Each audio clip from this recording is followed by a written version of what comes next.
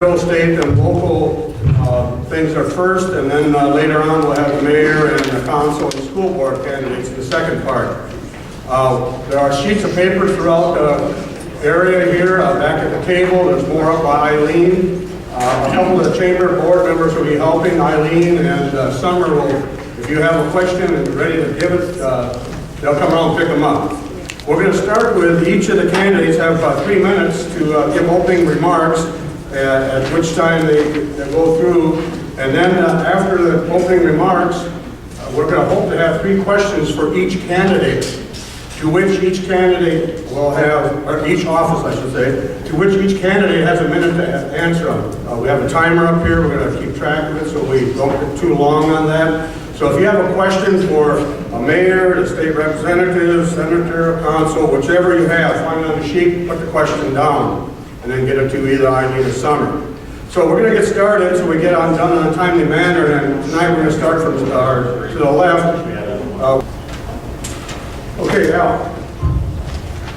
Well, thank you. It sounds like that if I'm about this far from the mic, I can be heard okay.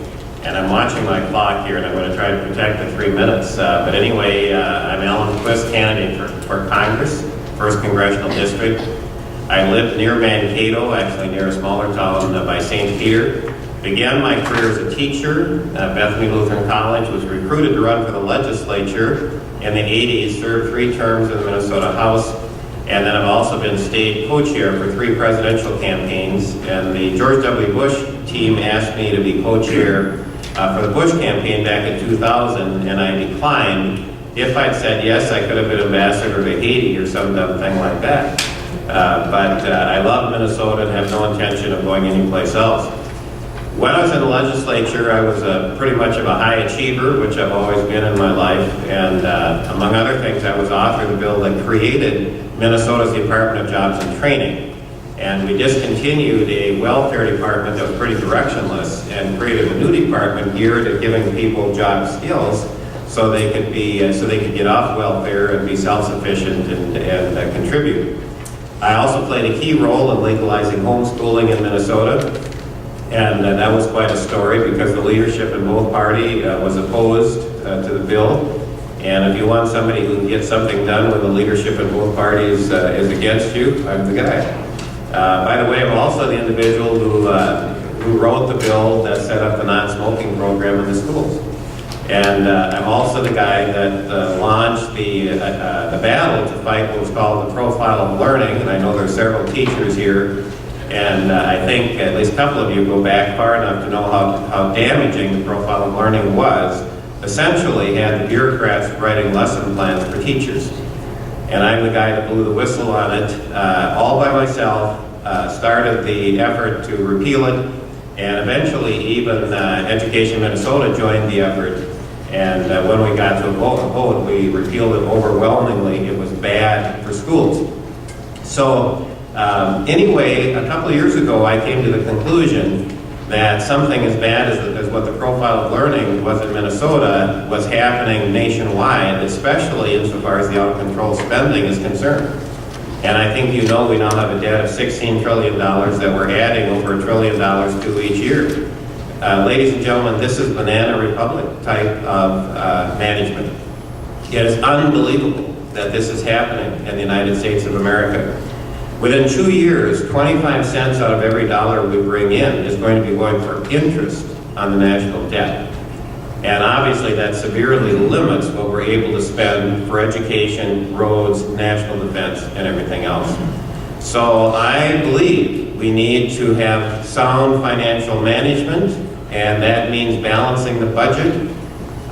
Your county commissioners, your state legislators would never spend money the way the drunken sailors are in Washington.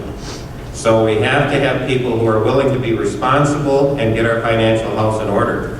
And ladies and gentlemen, if we do not, we are headed for extraordinary financial difficulty. So please help me get a handle on the mismanagement going on at the federal level. We absolutely have to get it done. Okay. The next question will be directed to the first congressional representative and to the state representative. Kind of follows over, it looks like. It has to do with the health care and the Affordable Care Act that was in its deadlines. Are you able to answer and be ready to implement these mandates, and what will it cost the taxpayers of this state? Mr. Quist, are you able to? Well, in terms of what it'll cost the taxpayers, and I'm going to be explicit here, that my opposition, Mr. Walls, and many other members of Congress said they would not vote for the bill unless it was revenue neutral. Well, the last estimate by the Congressional Budget Office is that this bill is going to cost us $1.7 trillion over the next 10 years, and that is money that we do not have. And that is money, that is debt that we are passing on to our kids and our grandkids, and I think that that is absolutely immoral to pass debt on to them. But I want to point out here something very significant about this bill that you need to know, this law, and that is that there's a huge marriage penalty in the law. Two people making 60 grand private insurance under this law will pay, and get ready, this is coming, will pay $10,425 more for their health insurance if they are married. How in God's good earth do you defend discrimination against married people? This is absolutely wrong.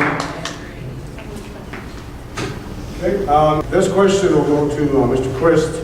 It has to do with the funding of the wars in Iraq and Afghanistan and taking on debt for health care. I guess that's the three questions, or 3 points to that particular statement question.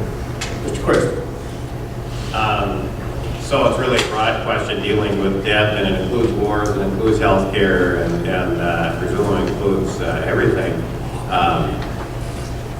Let me put like 3 minutes on this. yeah, I mean, but the big picture is that we are spending money we don't have, and that includes it includes national defense. But I want to be very clear that the federal government was formed for the purpose of national defense.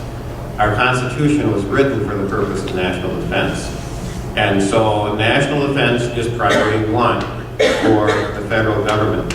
At the same time, that doesn't mean that we can't make reductions. But the biggest problem is we are spending money in all kinds of areas where we shouldn't be. And I just want to give you one example. Up at Grand Rapids, Minnesota, there's a $50 million federally funded experiment being done to study the effects of climate change on peat bogs. All right? Is that money well spent? Time's up. There were several good questions, and we tried to limit it. In fact, I went a question or so beyond what we had originally thought. Now it's time for each candidate to have a minute for their closing remarks and comments. I'm going to start with Mr. Quist and work our way from Mr. Jumper from left to right, and opposite of what we did coming in tonight. So Mr. Quist will be first, and then Mr. Jumper and Mr. Davis, and so on down the board. And again, if you have questions for the next group, which will be for the mayor's office, the council, and school board, get them ready for Eileen and someone to pick up, and we'll be taking a break after the closing remarks. Mr. Quist. Thank you for the forum, and thank you everyone for coming. I want to very simply state what the problem is that we're facing at the federal government.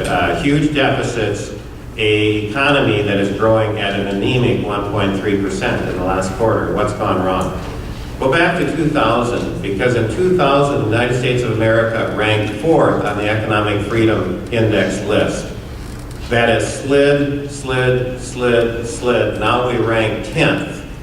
The other countries that were up near us have an economic growth rate of over 4%. We're down at 1.3. What's gone wrong? The free enterprise system has been burdened with way too much overhead by politicians who want to put all kinds of regulations, new costs on the free enterprise system. Doesn't work, folks. If we're going to get our economy going, we have to take the shackles off the lion of free enterprise and let it grow and create jobs. That's the bottom line. That's what I stand for. My opponent does not. Thank you.